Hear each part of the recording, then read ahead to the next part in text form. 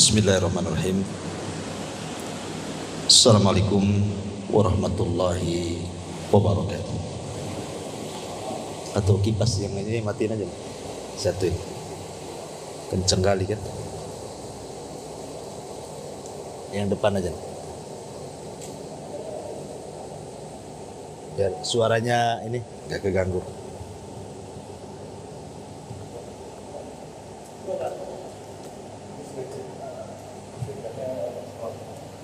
Iya, suaranya kan kayak pesawat gitu ya. Kita matiin aja. Matiin. Udah agak lumayan.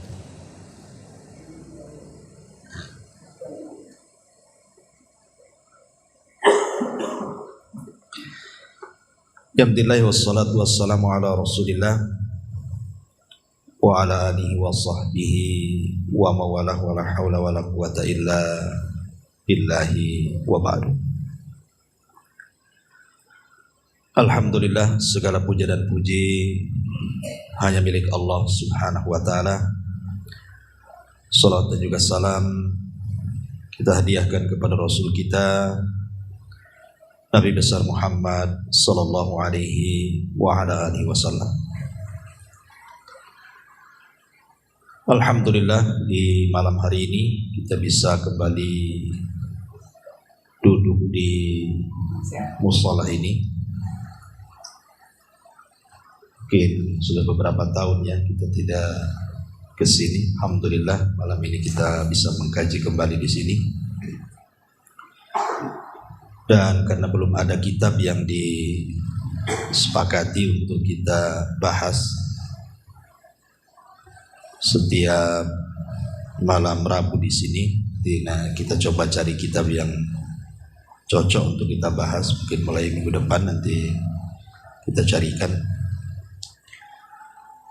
Maka malam ini tadinya kita akan membahas tentang pentingnya thalabul ilmi, tapi karena juga pembahasan ini juga sering antum dengar tentang pentingnya dan keutamaan ilmu, maka malam ini kita ambil topik saja tentang keajaiban basmalah. Karena ini perdana, otomatis setiap kita memulai sesuatu kita mengucapkan basmalah. Karena ini kita memulai kajian di tempat ini, maka pembahasan kita fokuskan seputar faedah dan juga keajaiban lafaz Bismillahirrahmanirrahim.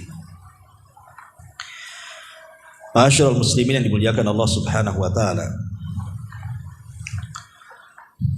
Kita tahu bahwa di zaman Nabi sallallahu alaihi wasallam, Nabi sallallahu alaihi wasallam apabila menyebut basmalah, maka Rasul akan mengucapkan Bismikallahumma. Itu ucapan yang pertama dibaca Nabi, Bismikallahumma. Tapi setelah kemudian turun surah An-Nahl, di mana Allah Subhanahu wa taala menceritakan tentang kisah Nabi Sulaiman ketika mengirim surat ke kerajaan Balqis yang ada di Yaman. Ketika itu Nabi Sulaiman mengirim surat lewat burung hudhud supaya disampaikan kepada Ratu Balqis. Lah di antara isi suratnya adalah innahu min Sulaiman wa innahu bismillahirrahmanirrahim. Sesungguhnya surat ini datang dari Sulaiman dan sesungguhnya dia memulai dengan suratnya Bismillahirrahmanirrahim. Ketika turun surah An-Nahl ini, maka ketika itu Nabi SAW merubah dari Bismikallahumma menjadi Bismillahirrahmanirrahim. Dan luar biasanya ikhwatul fillah muliakan Allah Azza wa Jalla, Bismillahirrahmanirrahim ini, kalau kita melihat sejarah Nabi Nuh alaihi salatu wassalam. Nabi Nuh alaihi salatu wassalam ketika diselamatkan Allah subhanahu wa ta'ala, apa ucapan yang diucapkan Nuh itu? Bismillahi majreha wa mursaha. Itu ucapan Nabi Allah Nuh alaihi salatu wassalam. Artinya bismillahi majreha wa mursaha, dengan menyebut nama Allah kami berlayar dan kami berlabuh. Ulama mengatakan, lihat bagaimana Nuh alaihi salatu wassalam diselamatkan Allah subhanahu wa ta'ala dengan kalimat basmalah. Hanya separuh basmalah tetapi bisa menyelamatkan. Kan cuman bismillah saja, tidak ada ar-Rahman ar-Rahim kan. Cuman bismillahi majreha wa mursaha. Majreha ini maksudnya berlayar dan berlabuh gitu maksudnya. Jadi ulama mengatakan, lihat separuh bismillah saja Nuh diselamatkan. Gimana kalau seandainya sempurna bismillah? Separuh saja sudah bisa menyelamatkan Nuh dari gelombang yang maha dahsyat itu, yang secara logika harusnya kapal Nuh itu tenggelam.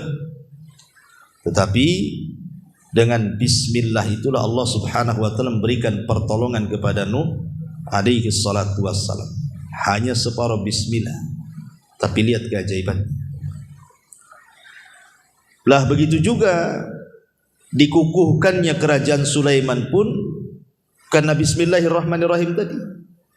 Ketika dia mengirim surat ke Ratu Balqis, dia memulai dengan bismillahirrahmanirrahim, makanya Allah kukuhkan kerajaan. Dari dua perkara ini saja, separuh bismillah bisa menyelamatkan Nabi Nuh dan sempurna bismillah bisa mengokohkan kerajaan Sulaiman. Ini kan luar biasa berarti lafaz bismillah ini, bukan main-main ya. Apalagi lafaz bismillah sendiri dijelaskan oleh para ulama, dia adalah awal ketika Allah subhanahu wa ta'ala mencatat dengan makhluknya yang bernama qalam di lauhil mahfuz. Jadi bismillah itulah ucapan pertama firman Allah azza wa jalla yang dicatat oleh qalam, kemudian diletakkan di lauhil mahfuz. Dan dia juga ucapan pertama yang Allah perintahkan Jibril untuk dibaca Nabi. Ketika Nabi berada di Gua Hira, maka Jibril datang kepada Nabi SAW dan mewahyukan wahyu pertama,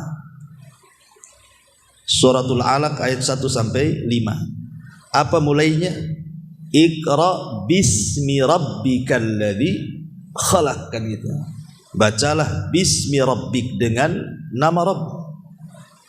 Bismi rabbik itu sama dengan bismillah.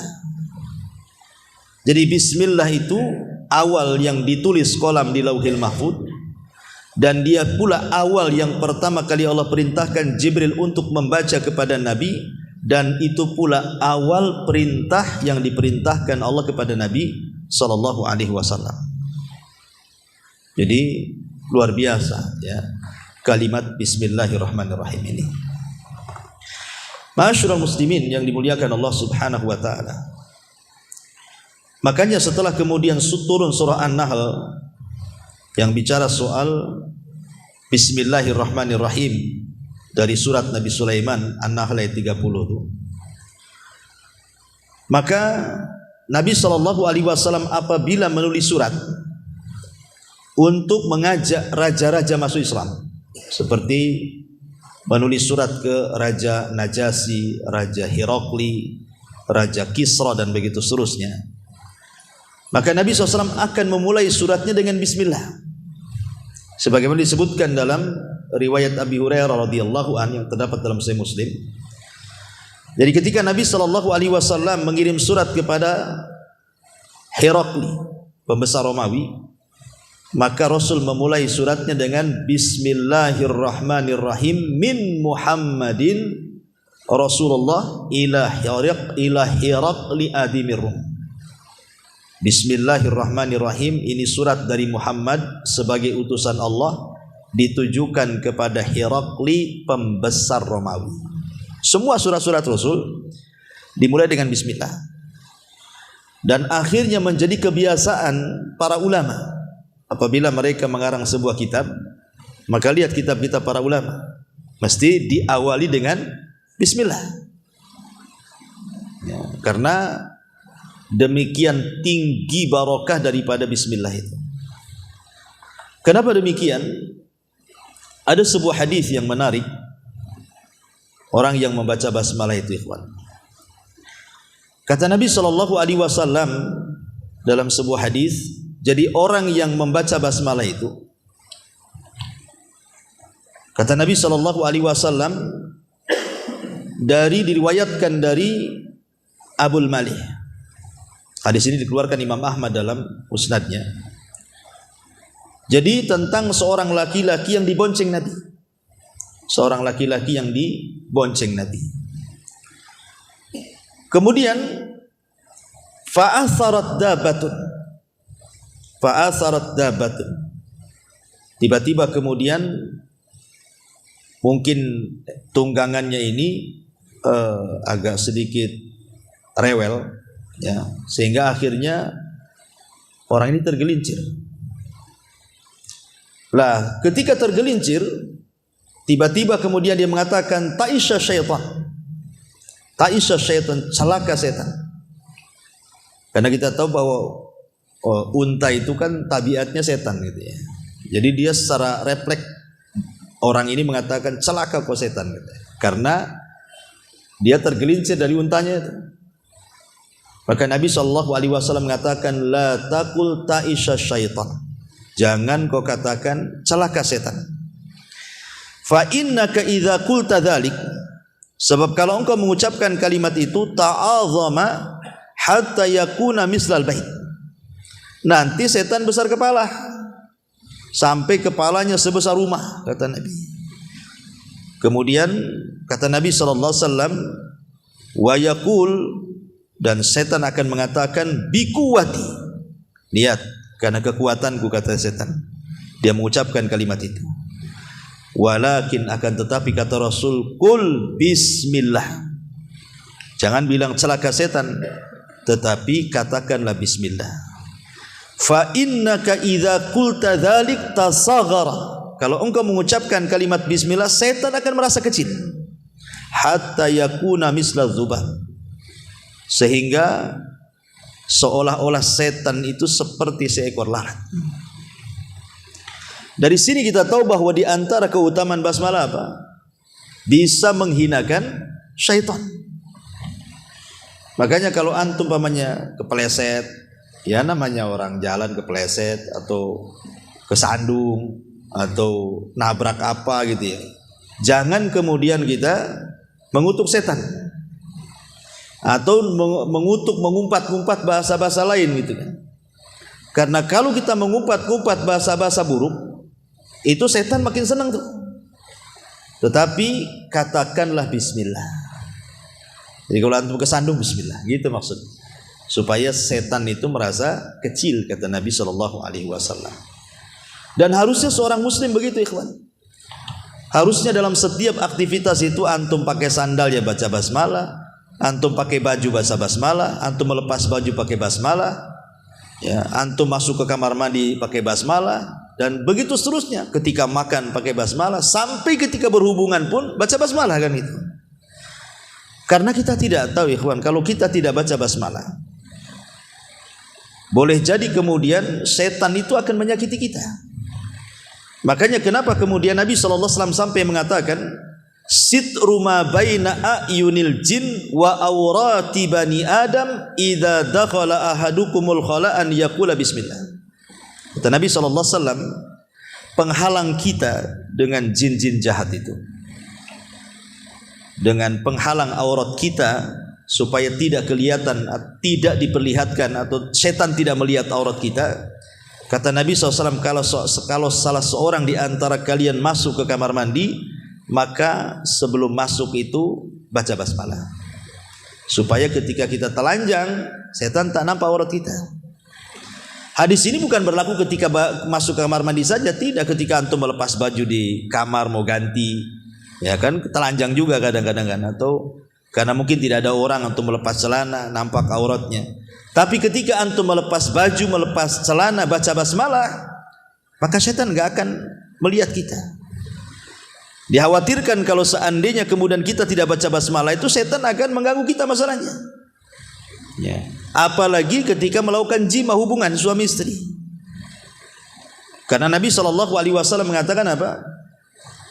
Barang siapa yang mengucapkan ketika hendak melakukan hubungan, Bismillah, Allahumma jannibna syaitan wa jannibi syaitan ma razaqtana.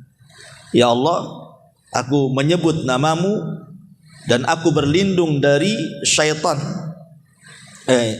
Ya Allah, jauhkan setan dari diri kami, maksudnya kami dan istri. Kalau istri yang mengatakan, ya istri dan suami kan itu.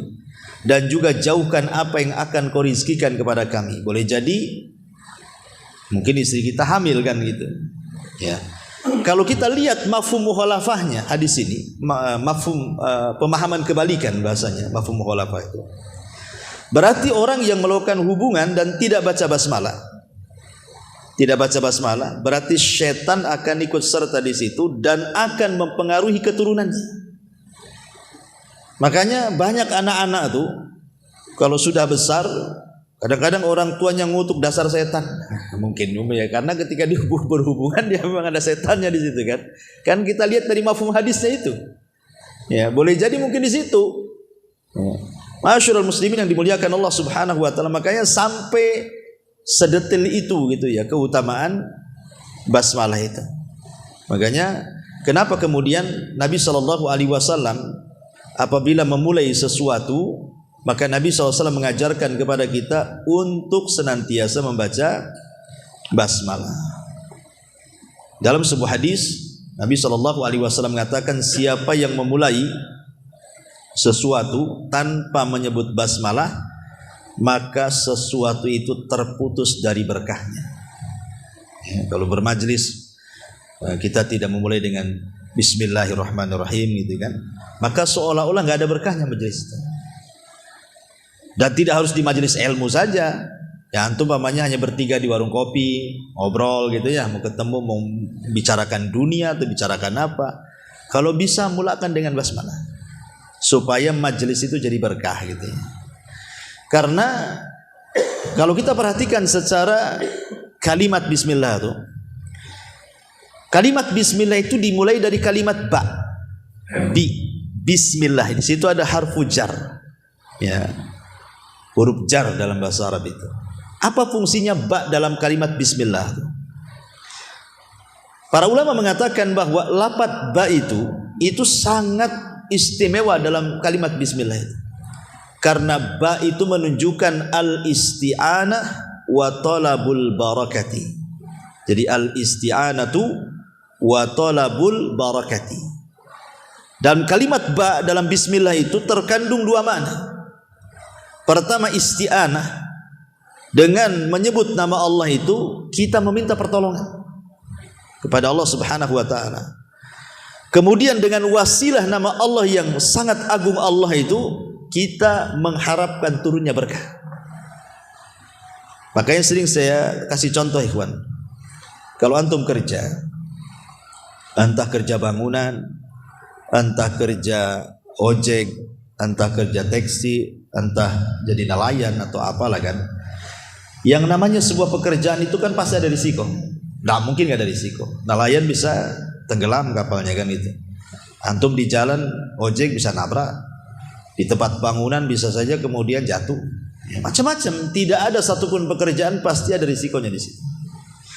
Tetapi kalau kita sebelum melangkahkan kaki ke tempat pekerjaan dan kita kemudian menyebut Bismillah, ya tawakkaltu 'ala Allah, Bismillah, berarti hakikatnya satu, kita meminta pertolongan kepada Allah agar dalam setiap pekerjaan itu dihindarkan dari bahaya.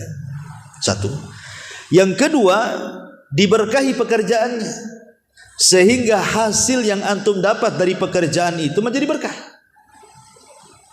Pamannya antum ngojek, GoFood atau apa gitu kan. Mungkin kadang-kadang kalau cuaca bagus, ya satu hari bisa dapat 200-300 ya. Sekali hujan ternyata cuma dapat 50. Secara logika nggak cukup. Tetapi kalau yang 50 itu menjadi berkah, tidak mungkin tidak cukup. Kalau sudah berkah itu pasti cukup. Makanya ada istilah, ya obrolan orang-orang awam lah, ya, sedikit tapi berkah masih baik dibandingkan banyak tak berkah, kan itu istilah orang awam itu. Memang benar. Ya. Kalau diberkahi itu sedikit itu jadi melimpah jadinya. Tapi kalau harta banyak tidak berkah, kayaknya orang miskin aja dia itu.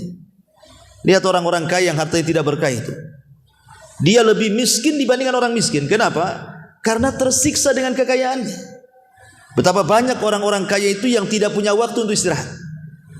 Betapa banyak orang-orang kaya itu yang otaknya mikir duit saja. Padahal kalau seandainya tidak kerja itu sudah cukup makan tuh sampai dia mati. Kenapa sampai mati-matian mencari harta? Berarti kan disiksa dengan kekayaannya. Seolah-olah dia miskin. Orang miskin aja gak kayak dia, masih bisa tidur. Orang miskin aja masih bisa berpikir gitu ya. Masih makan enak. Kadang orang kaya makan pun tak enak. Karena semua bermasalah. Makan ini kolesterol, makan itu darah tinggi, banyak penyakit malah kan itu. Taib, ini asar daripada berkah itu sendiri. Masyaallah muslimin yang dimuliakan Allah Azza wa Jalla, kita kupas secara sempurna kalimat Bismillahirrahmanirrahim. Ya. Kalimat Bismillahirrahmanirrahim ini saya katakan kalimat yang ajaib, ikhwan. Karena Allah Subhanahu wa taala, kalau kita bicara soal tauhid asma dan sifatnya, kalau antum belajar tauhid asma dan sifat itu, nama Allah itu kan ada dua macam. Ada namanya Ismul Jalalah, ada namanya Ismul Jamalah. Apa artinya? Ismul Jalalah itu maksudnya menunjukkan keagungan Allah, kebesaran Allah, kemahakuasaan Allah. Pokoknya kalau dengar Jalalah itu kita takut jadinya. Allah itu agung, Allah itu besar, Allah itu segala sesuatu maha mampu. Itu namanya Jalalah. Ya. Tetapi ada yang kedua namanya Ismul Jamalah. Jamalah itu diambil dari kata Jamal, indah. Kalau kita dengarnya itu enak gitu ya. Kalau disebut Jalalah takut kita rasanya.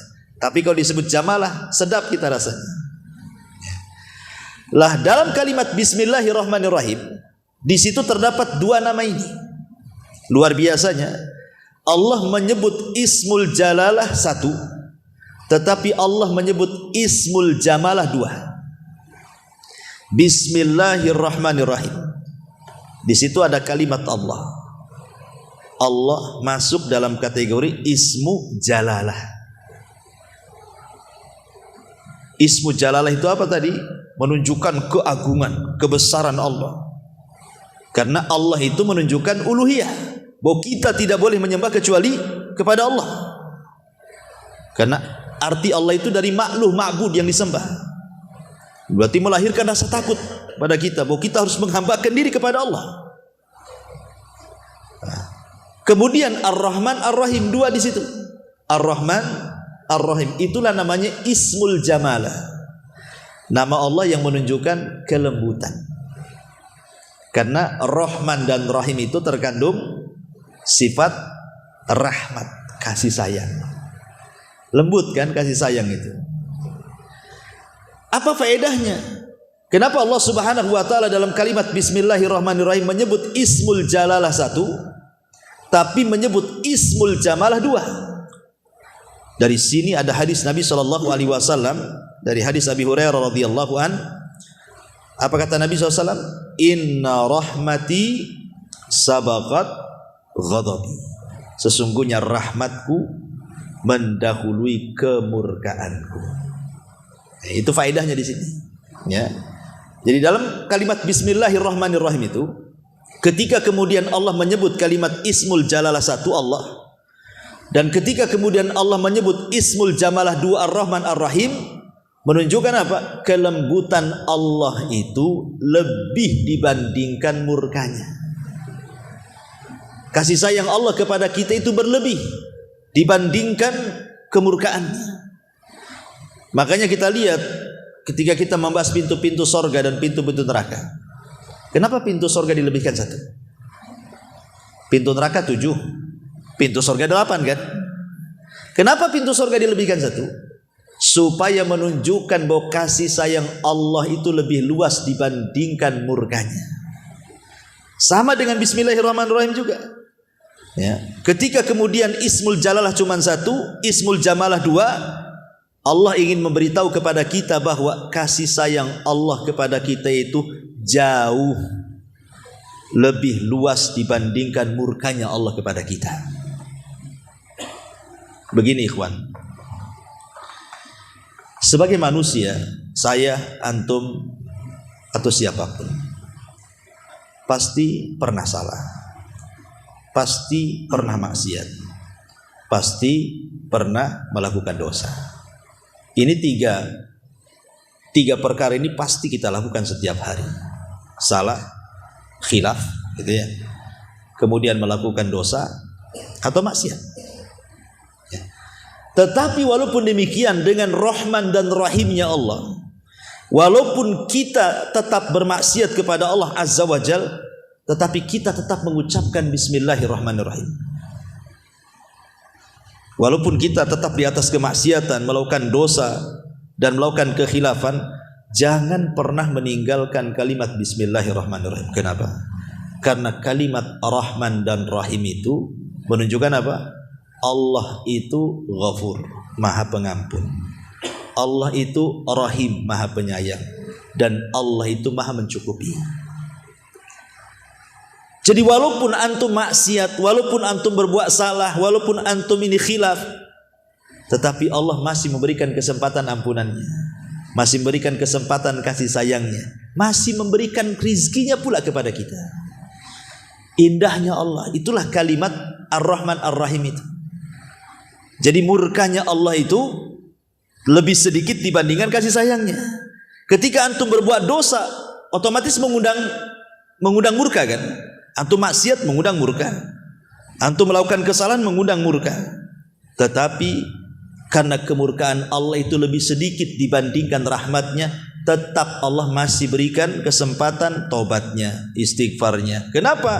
Karena Allah itu masih mengampuni, masih merahmati, dan masih memberikan kecukupan kepada kita. Itulah makna Ar-Rahman Ar-Rahim. Jadi indah sekali sebenarnya makna ini. Ya, jadi kita ada kesempatan untuk bertobat kepada Allah Subhanahu wa taala walaupun kita melakukan dosa. Karena kasih sayang Allah itu melebihi kasih sayang siapapun dari orang yang sayang dengan kita. Makanya Hasan Al-Basri kalau tidak salah, dia pernah mengatakan, kalau nanti di akhirat aku suruh memilih, apakah yang mengadiliku itu ibuku ataukah yang mengadiliku Allah, maka aku lebih memilih Allah yang mengadiliku. Padahal sudah jelas kalau seandainya orang tua yang mengadili kita, pasti dia akan condong untuk menyelamatkan kita kan. Nah mungkin orang tua kita memasukkan kita ke neraka. Pasti orang tua kita kalau bisa masuk surga lah, karena sayangnya orang tua kepada kita. Tapi kata Hasan Al-Basri, aku lebih suka yang mengadiliku Allah dibandingkan ibuku. Kenapa? Karena kasih sayang Allah jauh lebih banyak dibandingkan kasih sayang ibuku kepadaku. Bayangkan saja, Allah itu memiliki 70 rahmat. Yang diturunkan ke bumi itu cuma 1. Itu saja kita lihat bagaimana sayangnya orang tua dengan anak. Sayangnya anak kepada orang tua. Padahal cuma 1. Gimana kalau yang 70-nya diturunkan? Lah ini menunjukkan kenapa para ulama mengatakan lebih baik aku diadili Allah pada hari kiamat dibandingkan aku diadili oleh orang tuaku. Karena aku tahu bahwa kasih sayang Allah jauh lebih hebat dibandingkan kasih sayang orang tuaku. Itulah makna di balik Ar-Rahman Ar-Rahim. Ma'asyiral muslimin yang dimuliakan Allah Subhanahu wa taala. Kemudian juga faedahnya kalimat Ar-Rahman Ar-Rahim itu, kata para ulama, di sini ada al-i'tirafu bi nikmatillahi azza wa jal wa fadlihi wa ihsan. Ada pengakuan nikmat Allah, ada pengakuan bahwa Allah itu baik dengan kita, sayang dengan kita. Kenapa? Karena nikmat yang Allah turunkan kepada kita ataupun kebaikan Allah yang Allah berikan kepada kita itu pengaruh daripada rahman Allah dan pengaruh daripada rahim Allah. Karena Allah itu maha pengasih, Allah itu maha penyayang, makanya kalau Allah sayang pasti Allah tidak mungkin membiarkan hambanya. Pasti akan tetap diberikan nikmat walaupun dia kufur. Makanya kalau disebut Rahman itu umum, mencakup mukmin dan kafir. Tapi kalau disebut Rahim khusus, hanya untuk orang-orang yang beriman saja. Ya. Kenapa orang kafir itu mereka bermaksiat tapi masih tetap aja dikasih kesehatan, dikasih makan, dikasih rizki, dikasih pekerjaan, bahkan lebih kaya dibandingkan orang Islam? Karena mereka dinaungi Rahman, Ar-Rahman. Yang menaungi mereka itu nama Allah Ar-Rahman. Tetapi rahmannya Allah itu hanya di dunia saja. Tapi kalau Rahim itu sampai ke akhirat. Makanya Ar-Rahim itu hanya diberikan kepada orang-orang yang beriman. Kalau Ar-Rahman ini umum, mukmin dan kafirnya masuk di situ. Ini juga di antara faedahnya. Kemudian juga di antara faedahnya adalah al-jam'u bainat tarhibi wa targhib. Dalam kalimat Bismillahirrahmanirrahim di sini Allah hendak mencampurkan dua kata. Pertama tarhib dan yang kedua targhib. Tarhib itu perasaan takut dan targhib itu perasaan harap. Satu sisi kita takut, tapi sisi lain kita berharap.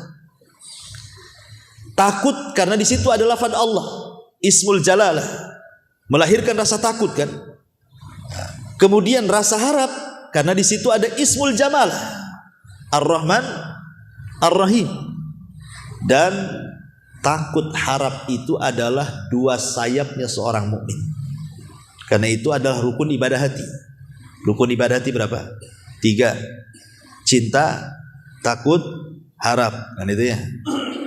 Lah takut dan harap itulah sayap kita. Sementara kecintaan itu di tengah di dada kita. Kita harus cinta kepada Allah, kita harus takut kepada Allah, kita harus berharap kepada Allah. Supaya seimbang hidupnya. Karena kalau tidak seimbang, orang itu dipenuhi rasa takut aja nanti putus asa. Takut dosa, takut dosa, takut dosa, masuk neraka, masuk neraka, masuk neraka. Stres akhirnya, putus asa. Tapi kalau harap saja, nggak apa-apa maksiat, kan Allah Maha Pengampun, nanti juga masuk surga. Itu harap. Akhirnya meremehkan ibadah. Ya.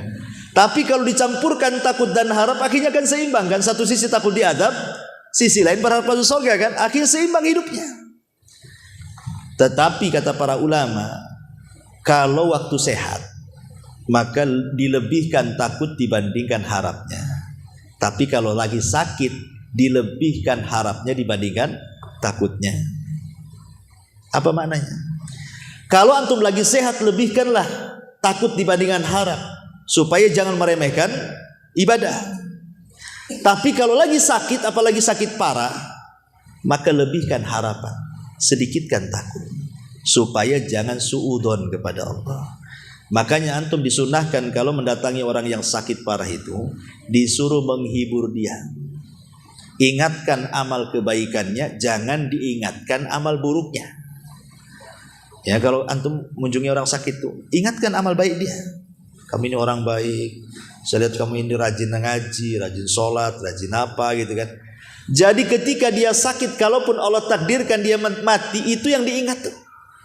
Akhirnya dia mati husnudzon kepada Allah kan. Pasti ada harapan masuk surga gitu maksudnya ya kan. Boleh jadi husnudzon itulah ibadah terakhir yang dia bawa.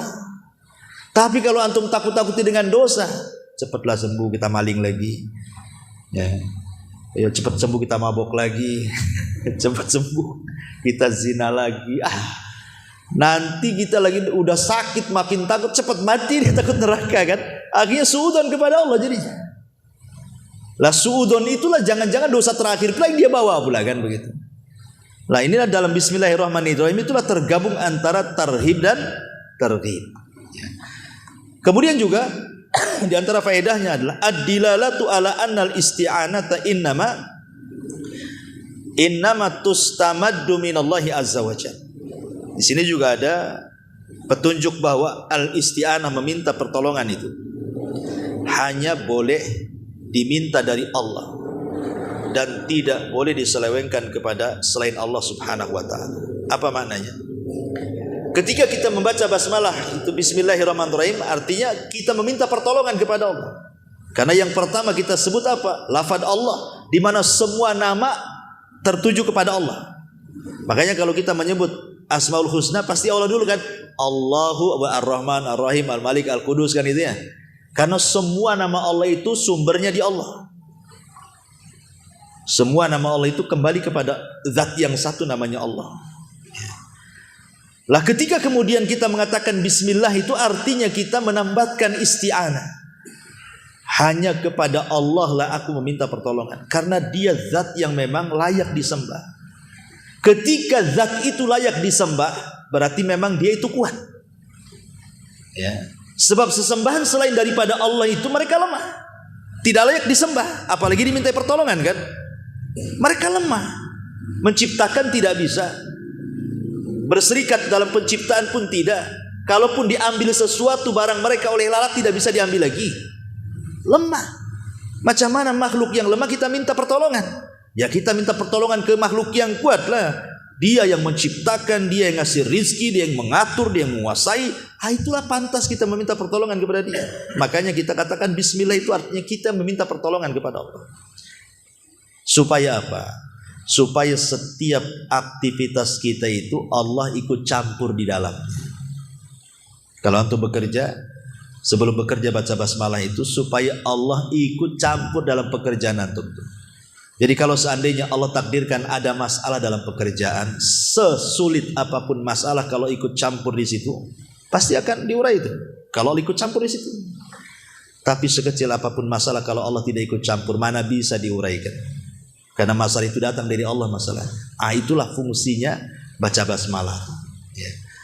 Kemudian juga di antara faedahnya adalah izharu mukhalafatil musyrikin. Dengan membaca basmalah itu sebenarnya hakikatnya kita sedang menyelisihi orang-orang musyrik. Karena dulu orang-orang musyrik itu yang mereka sebut siapa? Lata, Uzza, Manat, demi Lata, demi Uzza, demi Manat kan. Maka Islam mengajarkan jangan menyebut-nyebut berhala, tapi menyebutlah kalimat Allah. Berarti ketika kita mengatakan bismillah hakikatnya menyelisihi semua orang musyrik. Ketika mereka menyebut nama berhala mereka, kita menyebut zat yang menciptakan berhala itu, Allah Subhanahu wa taala. Kemudian juga di sini ada bantahan kepada orang-orang Qadariyah. Karena orang-orang Qadariyah itu salah satu pemahamannya adalah bahwa seorang hamba itu bisa menciptakan sendiri perbuatannya. Seorang hamba itu bisa menciptakan perbuatannya. Lah kalau memang seorang hamba bisa menciptakan sendiri perbuatannya, lalu apa gunanya bismillah? Justru bismillah itu kita meminta pertolongan kepada Allah. Karena tidak ada yang menciptakan perbuatan kecuali Allah. Karena orang-orang Qadari itu kan menganggap kalau yang baik datang dari Allah, kalau yang buruk itu ciptaan dia sendiri, Allah tidak tahu. Ya, karena tidak mungkin keburukan dinasabkan kepada Allah. Kalimat ini sebenarnya kalau kita sering saya katakan yang baik datang dari Allah, yang buruk datang dari kita. Maksudnya kalau itu pilihan kita, bukan kita yang menciptakan, ya benar saja. Tapi kalau keburukan kita yang menciptakan, Allah tidak tahu, itu Qadariyah namanya. Itu seperti orang Majusi yang mengatakan ada Tuhan gelap, ada Tuhan cahaya namanya. Tuhan gelap jahat, Tuhan terang baik. Nanti pembagian Tuhan seperti itu. Makanya kenapa Rasul mengatakan Al-Qadariyatu majusi hadil ummah. Qadariyah itu majusinya umat ini.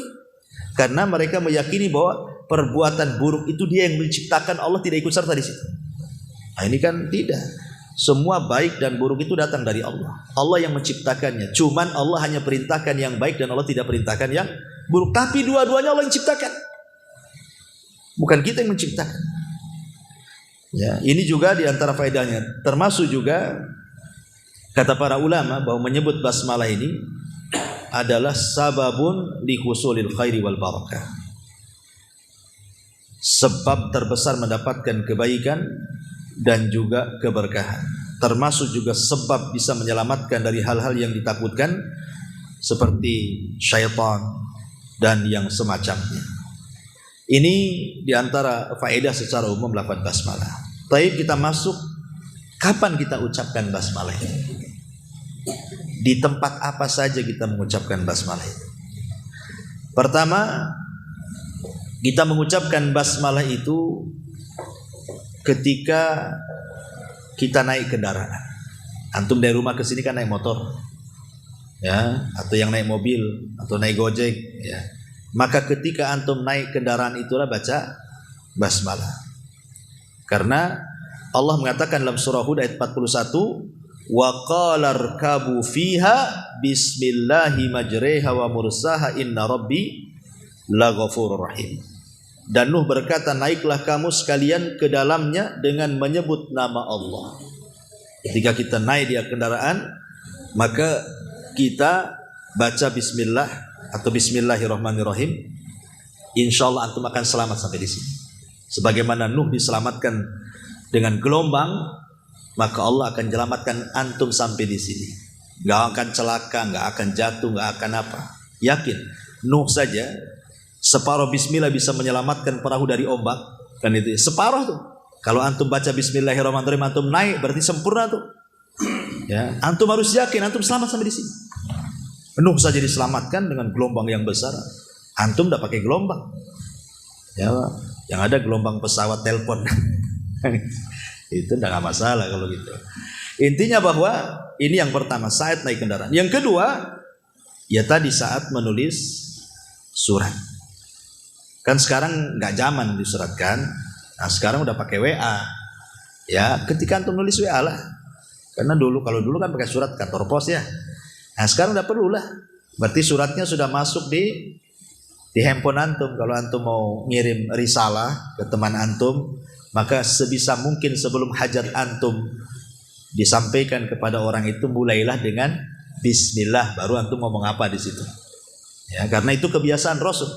Apabila mengirim-ngirim surat ke raja-raja itu, maka Nabi SAW membaca basmalah dengan harapan apa? Dengan harapan surat itu menjadi berkah bagi mereka. Karena buktinya banyak yang tertarik masuk Islam kan. Sekelas Herakli saja, kalau bukan karena takut jabatannya hilang, dia sudah berjanji, kalau Muhammad ada di depanku, ku cium untuk kakinya. Dia yakin. Tapi ketika nengok menteri-menterinya ngamuk-ngamuk kan itu ya, gak jadi dia masuk Islam. Herakli itu. Nah, tapi lihat Najasyi masuk Islam. Ya, Najasyi masuk Islam. Padahal masyarakatnya gak ada yang masuk Islam, rajanya pula dia masuk Islam. Makanya ketika mati Rasul mensalat gaibkan, dan itu salat gaib pertama dalam Islam.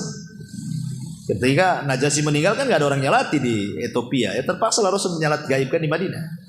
Masuk Islam gara-gara sepucuk surat itu. Ya, kemudian Raja Muqawqis Mesir, memang dia tidak masuk Islam, tapi dia menghargai surat itu sehingga memberikan hadiah dua wanita. Pertama Sirin, yang kedua Maria Kiptiah kan itu ya. Sirin diberikan kepada juru bicaranya Rasul Hasan bin Thabit, dan Maria digauli Nabi dan punya anak Ibrahim. Jadi sesuatu yang dimulai dengan bismillah itu akan bawa kebaikan. Jadi kalau antum ngirim surat lewat WA, SMS, ya, kemudian antum yakin ketika antum harus yakin. Jadi basmalah bukan hanya sekedar tulisan, tidak. Jadi ketika antum ngetik bismillah itu antum yakin bahwa mudah-mudahan dengan menyebut nama Allah ketika saya ngomong di SMS ke dia itu, saya bertawasul dengan nama Allah itu, mudah-mudahan SMS-nya sampai dan membawa kebaikan. Pokoknya itu menasihati orang. Ya. Antum yakin baca basmalah itu, bukan hanya ditulis saja. Harus ada niat juga ketika membaca, karena kita sedang bertawasul dengan nama Allah di situ. Supaya SMS-nya ada kebaikan. Kemudian juga yang ketiga, saat melepas buruan, ya, bagi yang berburu, karena sebenarnya memelihara anjing itu bahaya. Nabi SAW mengatakan siapa yang memelihara anjing maka setiap satu hari pahalanya 1 qirot dikurangi. Kata Nabi, siapa yang memelihara anjing setiap hari pahala antum 1 gunung Uhud hilang. Kecuali kata Rasul, anjing untuk berburu, anjing untuk menjaga kebun, dan anjing untuk menjaga ternak. Nah ini 3 anjing ini boleh, tidak akan mengurangi pahala. Ya tapi kalau yang dimaksud anjing-anjing kayak antum melihara kucing senang-senang aja, karena ada anjing itu yang lucu-lucu tuh, lebih lucu pula dari kucing kadang-kadang. Ya, maka jangan, karena itu akan mengurangi pahala kita setiap 1 hari itu 1 qirot, bahaya. Ya. Nah, tetapi untuk anjing berburu boleh. Dan ketika kita melepaskan anjing itu berburu, baca basmalah supaya apa? Supaya ketika dia menggigit buruannya, Allah takdirkan mati pula, maka sudah halal bangkainya. Ya, karena kita melepaskannya baca basmalah. Dengan catatan tidak ada anjing lain yang menyerang. Ya. Kalau kita kirim anjing kita, ada pula anjing liar ikut, ya itu namanya syubhat, tidak boleh dimakan. Karena yang dikhawatirkan yang membunuh bukan anjing kita, anjing liar pula kan. Nah, itu namanya masuk ke syubhat tuh. Atau ketika diburu sama anjing kita, nyemplung pula lah buruannya ke sungai. Kita tidak tahu yang membunuh itu kurang oksigen di sungai atau anjing kita. Nah, itu nanti masuk ke syubhat, itu ada babnya lagi kan. Maksudnya yang normal-normal aja lah, umpamanya pas diterkam mati, halal. Karena ketika melepas baca basmalah. Ya. Tetapi dengan syarat anjing terlatih. Kalau nggak terlatih tidak boleh. Apa maksud terlatih? Berdiri, berdiri, duduk, duduk, lari, lari, terkam, terkam. Ini duduk, berdiri, berdiri, duduk. Diam, lari. Apa ini anjing bego? Anjing ini nggak halal buruannya. Itu nggak terlatih, anjing bego nggak boleh. Ya, memang syaratnya harus terlatih. Ya. Karena kalau terlatih itu dia tidak akan makan buruannya. Dia hanya untuk tahu ini untuk majikannya. Tapi kalau kemudian diburu dimakan pula sama dia, berarti bego anjing ini, nggak paham itu punya tuannya. Itu haram, nggak boleh. Belum terlatih. Ya. Ini juga yang keempat. Kemudian yang kelima, saat melepas tombak, melepas panah, ketika berburu lah, mungkin antum tidak pakai anjing. Ya, yang jelas kalau bisa jangan pakai ketepel, karena ada larangan kan. Ya, kalau berburu itu ya pakai panah, ya, pakai tombak, dilempar. Nah, itu boleh. Lah saat melepas tombak atau panah itu baca basmalah, supaya kalau burungnya kena mati halal. Tapi kalau masih hidup maka harus disembelih lagi. Ya. Kemudian yang ke-6 saat makan. Saat makan. Nabi SAW mengatakan, "Idza akala ahadukum ta'aman falyakul bismillah, fa in nasya fi awwalihi falyakul bismillah fi awwalihi wa akhirih." Apabila salah seorang di antara kalian makan, hendaklah mengucap basmalah. Bila dia lupa mengucapkan di awal, hendaklah dia ucapkan bismillah fi awwalihi wa akhirih. Nah, jadi kalau antum lupa dari udah habis makanannya baru ingat. Udah habis 3 piring baru ingat antum tadi awal tak baca basmalah. Maka antum ucapkan apa? Bismillahi fi awwalihi wa akhirih. Saya menyebut nama Allah dari awal sampai akhir. Itu maksudnya. Karena ada yang mengatakan kalau seandainya kita makan tidak pakai baca basmalah, baik di awal ataupun di akhir, maka setan akan ikut makan di situ. Ya. Ada bahkan sebagian ada riwayat itu apabila di malam hari, maka utusan setan itu akan berada di atas rumah kita. Apabila yang masuk rumah itu baca basmalah, dan ketika dia makan baca basmalah, maka setan akan mengatakan ke kawan-kawannya, di rumah ini nggak ada hotel, di rumah ini nggak ada makanan kalian, pergi kalian. Ya. Tapi ketika masuk baca basmalah, dan ketika makan baca basmalah, tidak baca basmalah, masuk gak baca basmalah, makan tak baca basmalah, maka setan akan mengatakan, sini. Nah, ini ada hotel untuk kalian, makanan banyak di sini. Kan berarti kan setan ikut serta di situ. Setan ikut serta di situ. Naudzubillah. Kita tidak tahu. Takutnya setan ikut serta, dia meletakkan hal-hal yang buat penyakit. Ya, kita tidak tahu kan, kalau setan ikut campur makan minum kan, entah dia letak-letakan apa di situ kan, namanya kita nggak nampak dia. Entah naruh bakteri, naruh apa, akhirnya kita makan sakit kita jadinya. Nah, kita tidak tahu.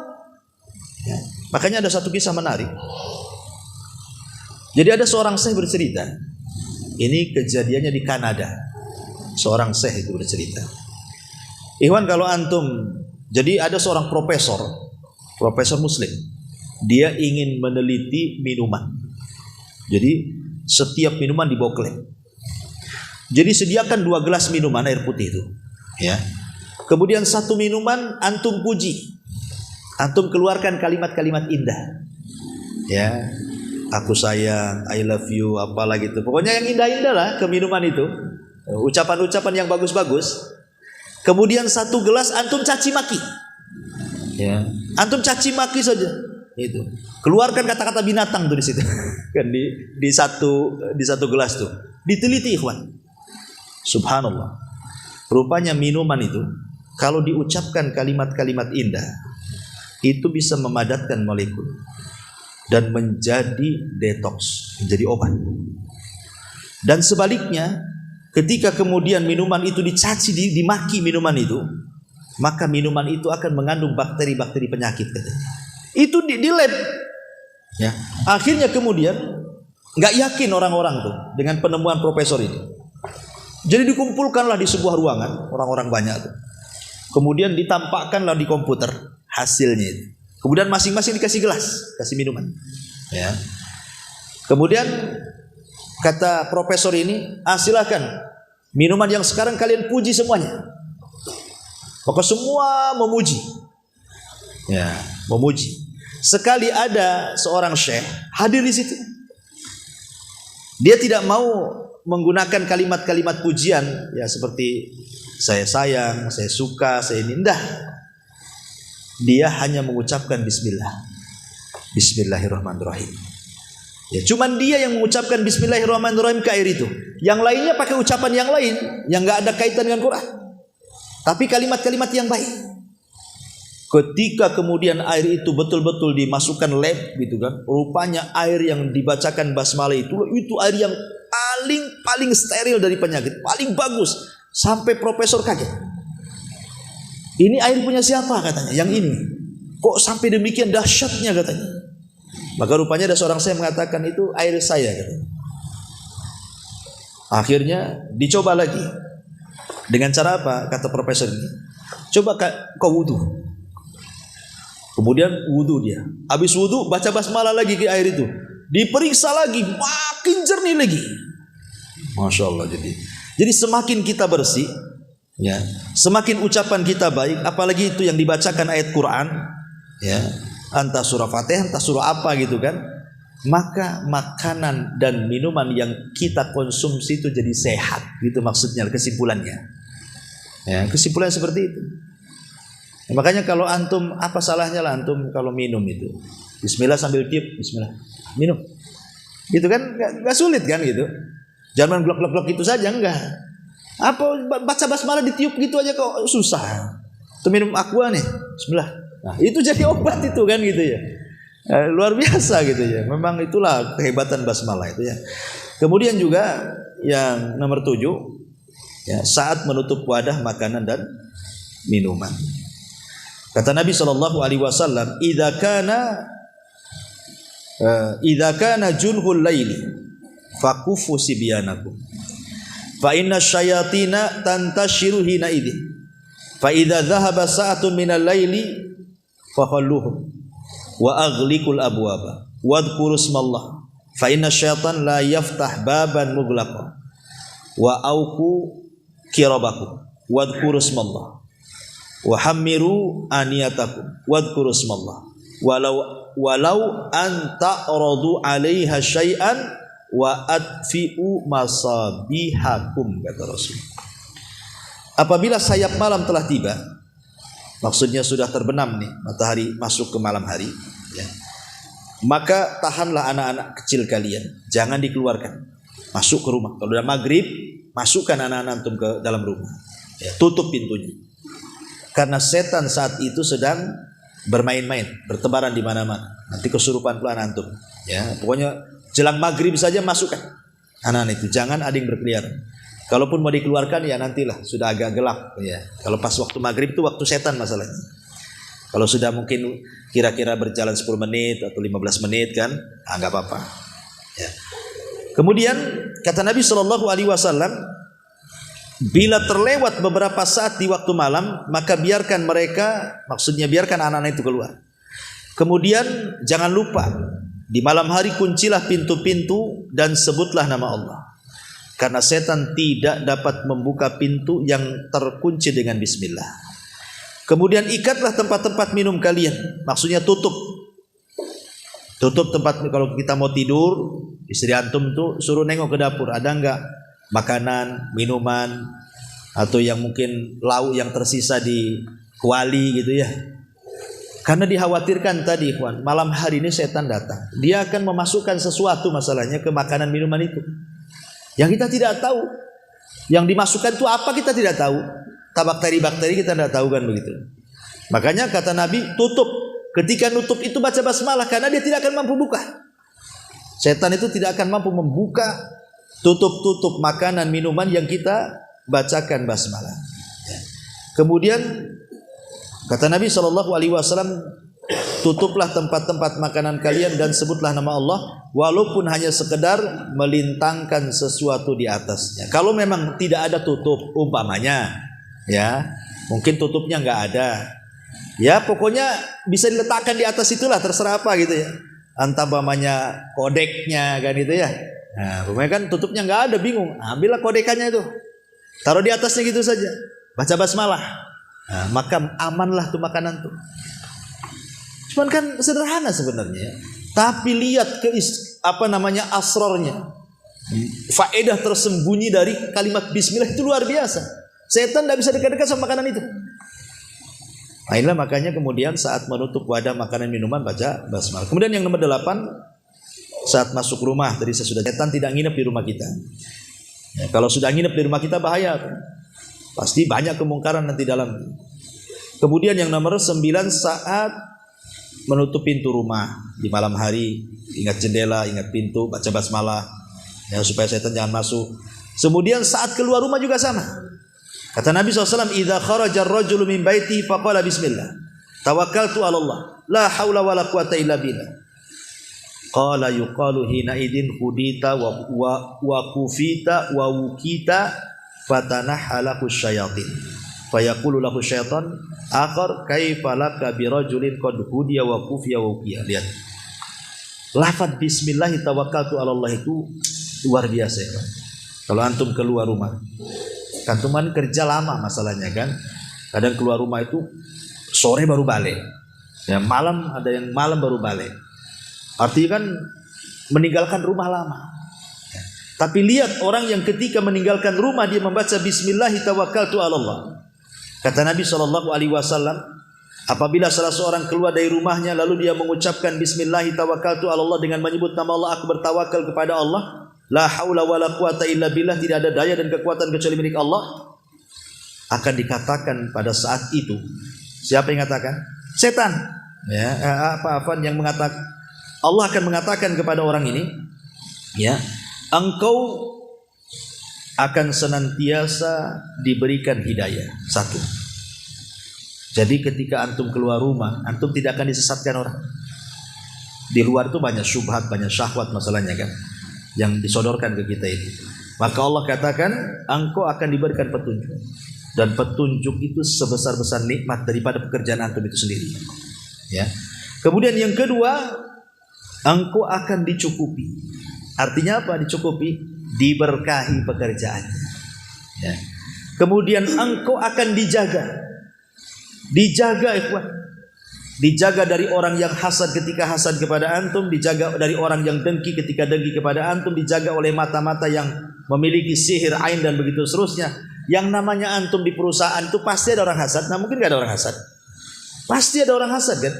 Apalagi mungkin antum agak tinggi lah levelnya, pejabatnya di situ itu, kadang-kadang mau digeser-geser orang. Hasadnya mereka sama kita itu. Biar tidak ada hasad, orang hasad sampai kepada kita, kata Nabi SAW, qad hudiya wa kufiya wa wukiya, dia akan dijaga. Wa kufita, bukan hanya itu saja, bukan hanya engkau akan dijaga gitu ya.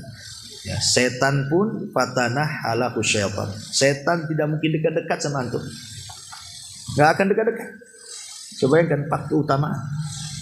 Dan setan yang lainnya akan mengatakan, macam mana engkau dapat menyesatkan orang ini sementara orang ini sudah diberikan hidayah, sudah dicukupi, sudah dijaga, macam mana pula mau menggoda dia? Jadi kalau antum keluar dari rumah pulang pun aman. Antum tidak khawatir keluarga yang ditinggalkan, antum tidak khawatir rumah yang ditinggalkan. Karena betapa banyak orang yang meninggalkan rumah kebakaran, Entah konsleting listrik kan itu ya, kita tidak tahu.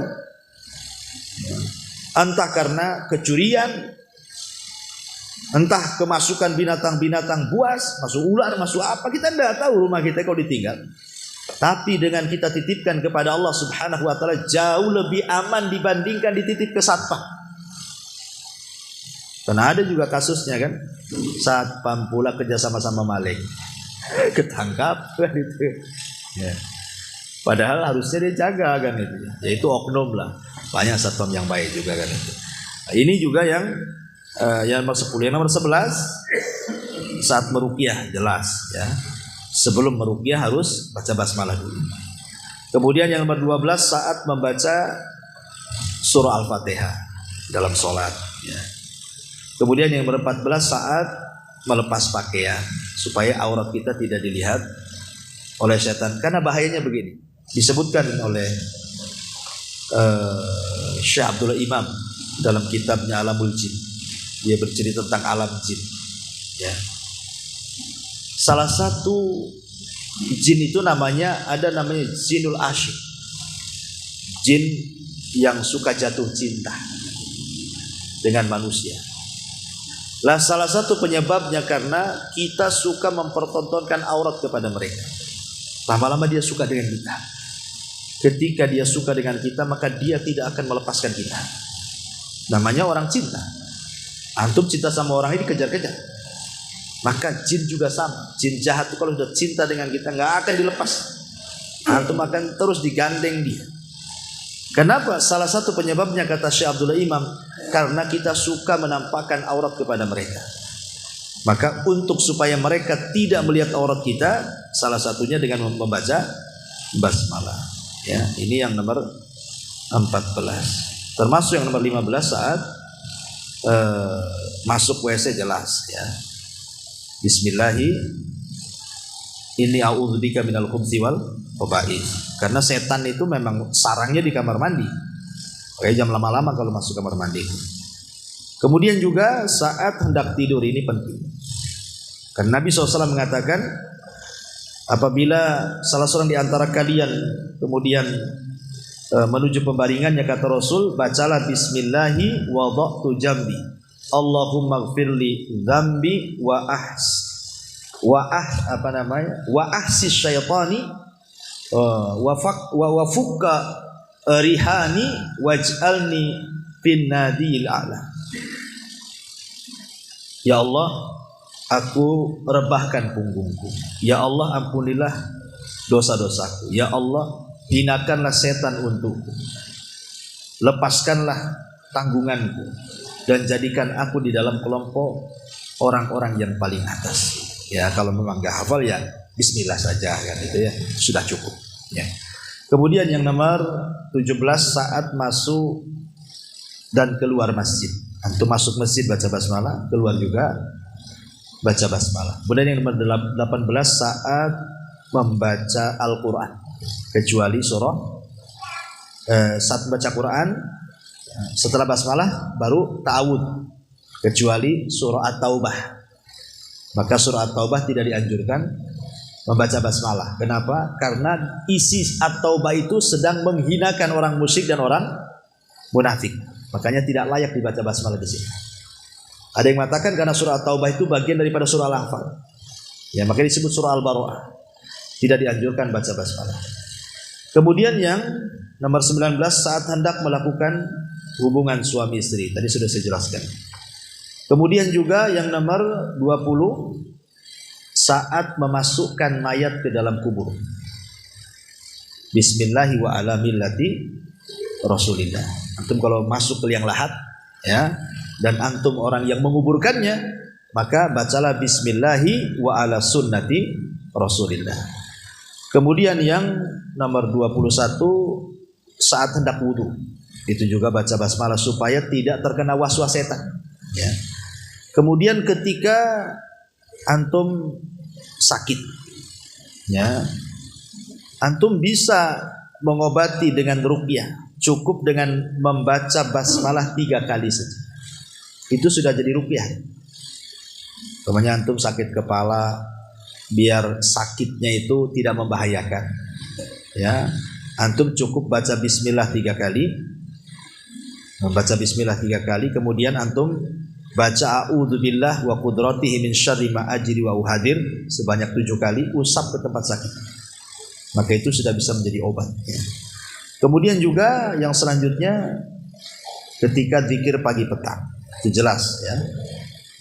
Pakai baca basmalah kan, bismillahilladzi la yadurru ma'asmihi syai'un fil ardi wala fis sama wa huwa samiul alim 3 kali, pagi atau sore.